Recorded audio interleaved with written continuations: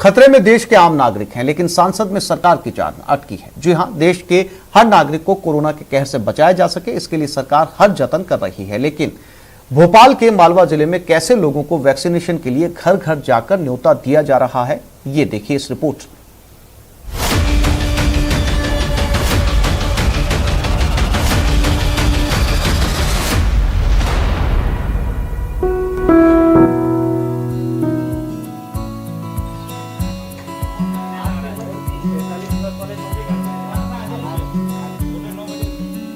लोकतंत्र में सबसे महत्वपूर्ण लोक है और सरकार भी सच को बखूबी समझती है। यही वजह है कि केंद्र हो या राज्य सरकार, देश के हर नागरिकों को टीका देने का भरपूर प्रयास किया जा रहा है। भोपाल के आगर मालवा जिले की ये तस्वीर ही देख लीजिए। यहाँ वैक्सीनेशन के लिए लोगों को घर घर जाकर उन्हें पीले चावल देकर टीका लेने का न्योता दिया जा रहा है।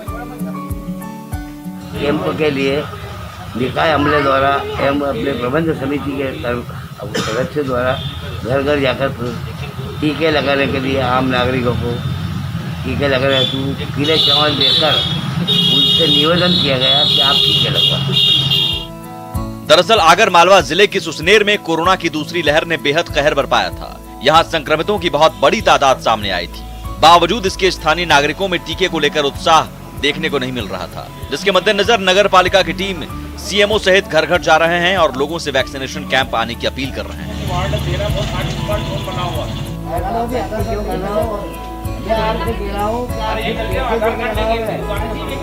वैक्सीनेशन के लिए लोगों को मनाने की अनूठी पहल इन दिनों लोगों के बीच चर्चा का विषय है, जिसका असर भी दिखने लगा है। जो लोग कल तक वैक्सीन के नाम पर भड़क जाते थे, वो वैक्सीनेशन के लिए तैयार हो रहे हैं। उम्मीद है कोरोना के खिलाफ जंग में संजीवनी बने टीके का महत्व लोग समझेंगे और कोरोना के खिलाफ जीत में भागीदार बनेंगे। भोपाल से ब्यूरो रिपोर्ट, न्यूज़ 18 नेटवर्क।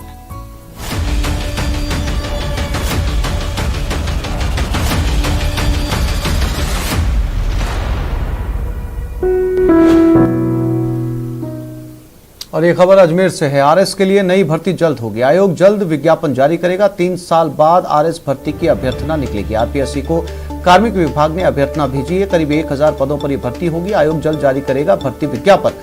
फिलहाल कुछ बिंदुओं पर कार्मिक विभाग से राय मांगी गई है। आरएस की आखिरी भर्ती 11 अप्रैल 2018 को जारी हुई थी।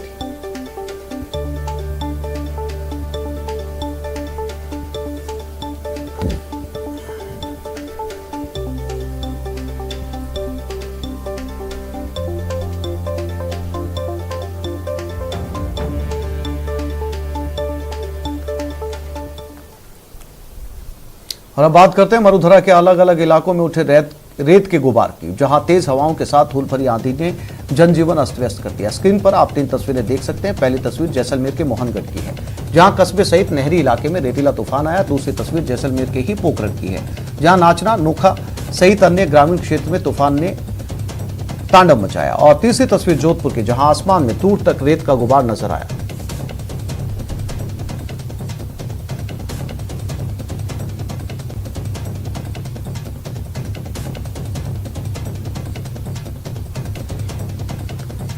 जैसलमेर के मोहनगढ़ कस्बे में उठे रेतीले तूफान का शोर पूरे जिले में सुनाई दिया। धूल के गुबार से देखते देखते पूरे इलाके को आगोश में ले लिया। जो जहां था वहीं ठहर गया। रेतीली आंधी के चलते आम जनजीवन खासा अस्त व्यस्त हुआ। 1 माह में आए इस चौथे रेतीले तूफान ने किसानों को झकझोर कर रख दिया है।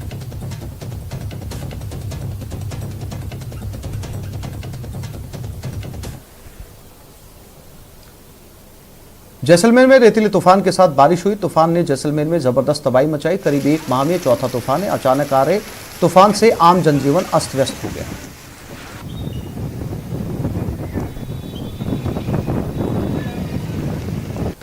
जिले जैसलमेर में 1 माह में आया ये चौथा तूफान कहीं ना कहीं जो है वो किसानों के चेहरों पर चिंता लाया है। तो वही मौसम जो है वो मनमोहक हो चुका है। आप देख सकते हैं किस तरह से बारिश और आंधी के बाद जो है वो शहर में मौसम सुहाना है। लोग भी बाहर निकलने लगे, जबकि लॉकडाउन के चलते लोग बाहर नहीं निकलते थे। और मैं आपको दिखाना चाहता हूँ किस तरह से जो है वो इन सुरनी सड़कों पर फिर रौनक कहीं ना कहीं बारिश के बाद लौटती नजर आती है। पूरे शहर में ही नहीं, साथ ही साथ जो है पूरे जिले भर में इस तरह के मौसम ने लोगों का मन मोहा है। तो वहीं कहीं ना कहीं जो है वो बिजली गुल हो चुकी है और विद्युत विभाग को भारी नुकसान की सूचनाएं मिलने लगी है। आंधी के साथ ही जो है वो बादलों में भी देखने को मिल रहा है। पूरे शहर में बादल छाए नजर आते हैं, तो वहीं ग्रामीण क्षेत्रों में आई काली पीली आंधी ने पूरे जैसलमेर को अपनी आगोश में ले लिया। किसानों के चेहरों पर चिंता की लकीरें हैं, तो वहीं लोगों के चेहरों पर खुशी दिख रही है। सुबह से ही गर्मी के बाद अब जो है वो मौसम सुहाना और खुशनुमा हुआ नजर आता है। आप देख सकते हैं किस तरह से जो है वो सड़कें सूनी हैं, बाजार बंद है, लेकिन फिर भी कुछ लोग बाहर है ताकि इस बारिश का लुत्फ उठा सके। हम इस वक्त खड़े हैं सबसे व्यस्ततम चौराहे पर, व्यस्ततम इलाके में, जहां पर लोग जो है सामान्यतः रहते हैं, लेकिन लॉकडाउन के चलते लोग घरों में थे, लेकिन बारिश के बाद लोग बाहर निकले। पूरे जिले में उठी इस काली पीली आंधी ने कहीं ना कहीं यातायात को प्रभावित किया, तो वहीं इस बारिश ने दिन भर से जमी इस गर्मी को उड़ा फेंका और ठंडी हवा जो है वो शुरू हो चुकी है। 40 से 50 किलोमीटर प्रति घंटा की रफ्तार से आए तूफान ने चिंता के चेहरों पर जो है वो किसानों को जो है चिंतन कर दिया है, चिंतित कर दिया है। न्यूज़ 18 के लिए श्रीकांत व्यास, जैसलमेर। पोखरण में भी तेज हवाओं के साथ तूफान का दौर जारी है। शहर सहित ग्रामीण क्षेत्रों में तूफान ने तांडव मचा रखा है, जिससे बिजली गुल हो रखी है। परमाणु नगरी पोखरण अचानक रेत के गुब्बारों में तब्दील हो गए। पोखरण सहित नाचना, नोक सहित अन्य ग्रामीण क्षेत्रों में तूफान ने तांडव मचाया। डिस्कॉम के कई पोल टूट पड़े, वहीं हरे पेड़ भी नीचे गिर गए। कई जगह अन्य नुकसान हुआ, जिसका तूफान खत्म होने के बाद ही पुष्टि होगी। तूफान से अचानक मौसम ने करवट ली, जगह जगह अंधेरा। वाहन चालकों को काफी परेशानी का सामना करना पड़ा। जो वाहन जहां खड़ा था वहीं खड़ा रह गया। कुल मिलाकर देखा जाए तो शहर सहित ग्रामीण क्षेत्रों में तूफान ने काफी नुकसान किया और आंधी का दौर जारी है।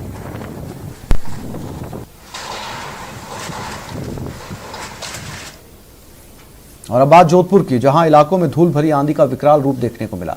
स्क्रीन पर आप देख सकते हैं कैसे इस धूल भरी आंधी के आगोश में पूरा इलाका आ गया। आंधी चलने से जनजीवन पूरी तरीके से प्रभावित हो गया। बता दें कि तूफान जैसलमेर से जोधपुर पहुंचा, जहां फलोती और ओसिया समेत कई इलाकों को अपने आगोश में ले लिया। आंधी से इलाके में काफी नुकसान हुआ। तेज हवा के साथ धूल का गुबार आगे बढ़ा। अंदेशा जताया जा रहा है कि थोड़ी देर में तूफान जोधपुर के शहरी इलाके में भी पहुंच जाएगा।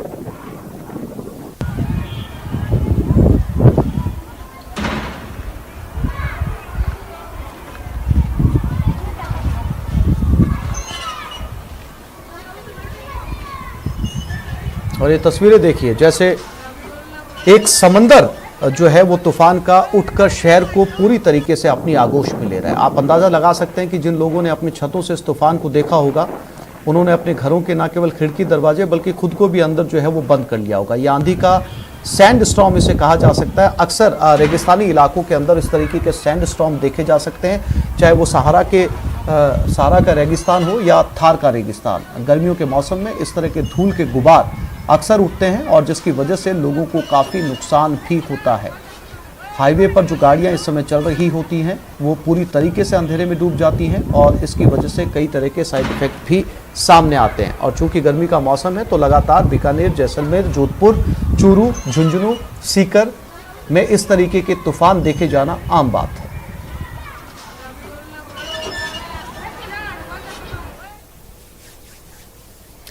हमारी जिंदगी में तालीम की क्या अहमियत है, ये किसी से छिपा नहीं, लेकिन सीकर के गांव में तालीम को लेकर जो जज्बा देखने के लिए मिला वो सभी के लिए मिसाल है। देखते हैं इस रिपोर्ट में। ये दरो दीवार, ये फजाएं बदली बदली हैं, महक चारसू है इल्म के इस गुलशन में। आज हम पहुंचे हैं सीकर जिले की पिपराली पंचायत समिति की स्कूल नाडी दुर्गापुरा में। ये वो विद्यालय है जिसे 2017 में सरकार ने यह मानकर बंद कर दिया था कि यहाँ पर बच्चे पढ़ने के लिए नहीं आते हैं और केवल 42 विद्यार्थी होने की वजह से इस स्कूल को बंद कर दिया गया था। लेकिन उसके बाद ग्रामीणों ने मिलकर इस स्कूल को वापस शुरू करवाने के लिए प्रयास किए और आज न केवल यहाँ करीब 300 विद्यार्थी पढ़ रहे हैं बल्कि ये स्कूल जिले में आदर्श स्कूलों में शामिल हो चुका है। जी हाँ, 4 साल पहले ऐसा कुछ भी नहीं था। इस शिक्षा के मंदिर पर ताला लग गया था। सरकार ने इससे मुंह मोड़ लिया था, मगर अब तस्वीर पूरी तरह बदल गई है। वही स्कूल आज आदर्श स्कूल बन चुका है, दूसरे स्कूलों के लिए मिसाल बन गया है। आप सोच रहे होंगे कि आखिर ये कैसे मुमकिन है। सब कुछ आगे बताएंगे, लेकिन स्कूल की एक एक कर तस्वीर देखते जाइए। क्लासरूम में कंप्यूटर्स, रंगी हुई स्कूल की दीवारें, चारों तरफ सफाई का आलम, पार्क में छाई हरियाली और उस पर महिलाओं और पुरुषों का ये जज्बा। वाकई ये किसी सब्ज बाग के सच होने जैसा है। सबने मिलके यथासंभव अपनी तरफ से बच्चों को लाने की भी कोशिशें की और साधन भी जुटाए, प्राइवेट साधन जुटा के हर घर से चाहे कम दिया हो या ज़्यादा दिया हो पैसा देके और ये साधनों से बच्चों को लाना शुरू किया और जिसका परिणाम यह है कि आज ये स्कूल सीनियर में भी क्रमोन्नत हो गई। पिछले वर्ष सीनियर सेकेंडरी में क्रमोन्नत हो गई, पहले सेकेंडरी स्कूल ही थी। सीकर में 4 साल पहले शिक्षा का ये मंदिर किसी खंडहर की मानिंद था। बच्चे भी इसमें ना के बराबर थे। सिर्फ स्कूल में 42 बच्चे पढ़ते थे। 2017 में सरकार ने बंद का आदेश दिया था। दूसरे स्कूल में मर्ज करने की प्रक्रिया भी शुरू हो गई थी। स्कूल के सामान भी उठने लगे थे कि मई 2017 में ये विद्यालय छात्र संख्या कम होने के कारण बंद हो गया और इस विद्यालय का सामान लेने के लिए भी जो दूसरा यहाँ एक माध्यमिक विद्यालय राजपूतों की ढाणी है उसके अध्यापक वगैरह कुछ सामान लेने के लिए भी आ गए थे। तैयार किया गया। बच्चों के लिए और भी कमरे बढ़ाए जाएंगे। हालांकि स्कूल के स्टाफ का कहना है कि अब उनका फोकस अच्छे रिजल्ट की है, लिहाजा लॉकडाउन के दौरान भी वो घर घर जाकर बच्चों के नोट चेक करते हैं। ढाणियों का ही है समूह है। ढाणियों से दूर दराज से 7-7, 8-8 किलोमीटर से यहाँ बच्चे आते हैं, तो बच्चों के लिए बहुत ही शानदार सुविधा वाहनों की कर रखी है। अन्यथा तो गरीब बच्चे हैं, आ ही नहीं पाते। हालांकि राज्य सरकार से जो सुविधा मिलती है वो नाकाफी है। तो इस तरह से ग्रामीण जनों का हर चीज में जहां भी हम मांगते हैं आर्थिक सहयोग मिलता रहता है। और स्कूल और गांव के लोग मिलकर उसी स्कूल को आगे बढ़ाने में पूरे जोर शोर से लगे हुए हैं। हाल ही में गांव वालों ने स्कूल में एक और बड़ा काम किया है। स्कूल की बंजर पड़ी जमीन पर खेल का मैदान बनाने का काम शुरू किया है। एक ही दिन में 11 ट्रैक्टर लगाकर इस जमीन को समतल करवाया गया और उसके बाद अब इस पर ट्रैक बनाया जाएगा। न्यूज़ 18 राजस्थान के लिए सीकर से संदीप हुड्डा की रिपोर्ट। बीकानेर की तमन्ना छोटी उम्र में बड़ा काम कर रही है। महज 13 साल की उम्र में प्रदेश की संस्कृति को आगे ले जाने की ठानी है।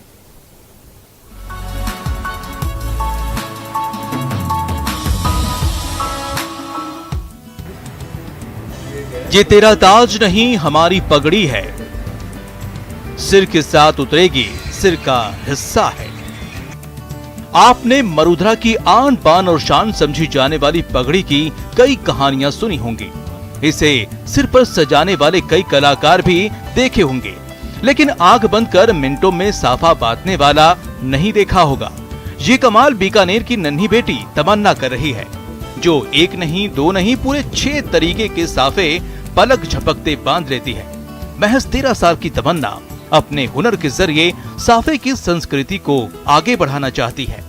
जो साफा बांधने की जो कला है उसको आगे बढ़ाना चाहती हूँ, मेरा यही उद्देश्य है जी। मैं 6 तरह के साफे बांध लेती हूँ। गंगा शाही, बीकानेरी, जैसलमेरी, जोधपुरी, गुजराती और गोल साफा बांध लेती हूँ। मैंने विभिन्न प्रकार के साफे बांधे, वहाँ पर भी आप देख सकते हैं।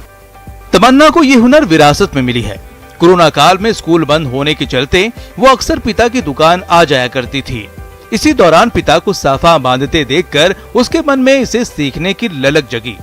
बच्ची की ख्वाहिश पर पिता ने उसे साफा बांधना सिखाया, लेकिन पिता को क्या पता कि उसकी बेटी महज 15 दिन में पापा की सीख से आगे निकल जाएगी। ये कोरोना काल में ये इसने साफा बांधना थोड़ा थोड़ा सीखा था। अब तो फिर मेरे को देख करके पापा जी ये साफा मेरे को भी सीखाओ, तो मैंने अभी ये जो कोरोना काल था इसमें मैंने 15 दिन के अंदर ये बच्ची को मैंने ट्रेंड कर दिया। बात होते ये बच्ची अभी एकदम परफेक्ट है। बात ये देख रहे हो, आंख की पट्टी पर बांध कर भी साफा बांध सकती है। चाहे जोधपुरी ले लो, चाहे गुजराती ले लो, चाहे जैसलमेरी ले लो, ये सारा साफा बांध लेती है। खुद के ऊपर भी बांधती है, दूसरों के सिर पर भी बांधती है साफा। बहरहाल तमन्ना साफा बांधकर अपने सपने के साथ संस्कृति को भी आगे बढ़ा रही है। अगर आपकी भी कुछ ऐसा ही सीखने की तमन्ना हो तो देर ना करें। न्यूज़ 18 के लिए बीकानेर से सतवीर सिंह राठौर की रिपोर्ट। चित्तौड़गढ़ में धीरे धीरे पुरानी कलाएं खत्म होती नजर आ रही हैं। इनके संरक्षण और प्रोत्साहन के अभाव में इनसे जुड़े कलाकार अपने आने वाले भविष्य को इन कलाओं से नहीं जोड़ना चाहते। वहीं दूसरी ओर यदि कोई चाहता है तो उसे सीखने वाले लोग नहीं मिल रहे।